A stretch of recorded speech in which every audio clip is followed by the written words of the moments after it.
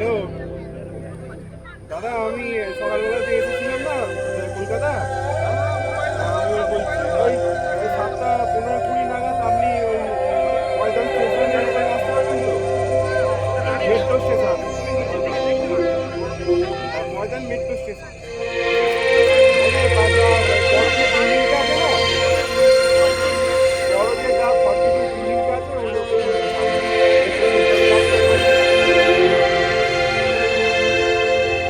এটা ওই আগে খেতে পোস্ত, এখন খাচ্ছ পাস্তা। আগে চড়তে হাতি, এখন ফ্লাইওভারের রাস্তা।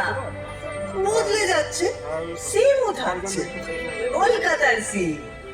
উঁচু থেকে সার্ভে করছি অনেক অনেক দিন। সেসব গল্প বলবো এবার। না না ওয়ানে নেই, তিন ও হোক না।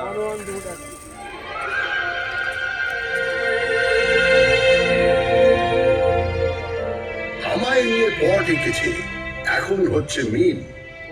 বয়স হলো 300-400, হাজার খানেক দিন। কি বলবে আর কি বলবে না, যদিও মেয়েটা ভালোই চেনা। তবু নিজেও ঘুরতে এলাম, দুজন মিলে ঠিক।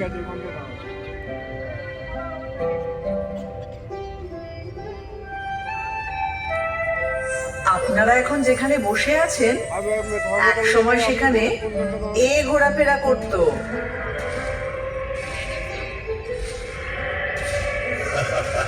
কোথায় জুরাসিক পার্ক আর কোথায় পার্ক স্ট্রিট। এখান থেকে শুরু করলে মোবাইল ফোনে আসতে আসতে 52 এপিসোড লেগে যাবে। তার চেয়ে একটা চেনা জানা ব্ল্যাক এন্ড হোয়াইট দিয়ে শুরু। তাহলে এটা দিয়ে করি। একটা গাড়ি সা করে বেরিয়ে এলো 38-2 এলগিন রোডের বাড়ি থেকে 1941 সালের 16ই জানুয়ারি রাত্রে, এবং সোজা ঢুকে পড়লো বাঙালি রাস্তার ভেতর। না না না না না, নেতাজি সুভাষচন্দ্র বসু তার আগেই কলকাতার আত্মায় ছিলেন। উনি তো 1930-এ কলকাতার মেয়র হয়েছিলেন।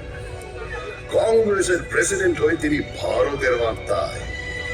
তবে ব্রিটিশদের চোখে এক মন ধুলো দিয়ে ওই মহা নিষ্ক্রমণ।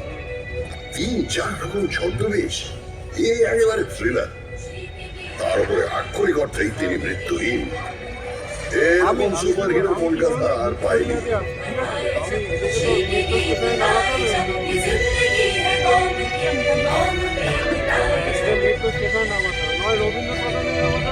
আচ্ছা, কলকাতার সবচেয়ে বড় ভিলেন কি?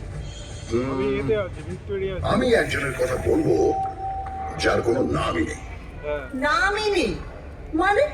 1989 সালে 6 মাস ধরে রাত্রে রাস্তায় শুয়ে থাকা 13 জন গৃহহীন মানুষকে পাথর দিয়ে খুন করে কেউ একজন। মিডিয়া তার নাম দেয় স্টোন ম্যান।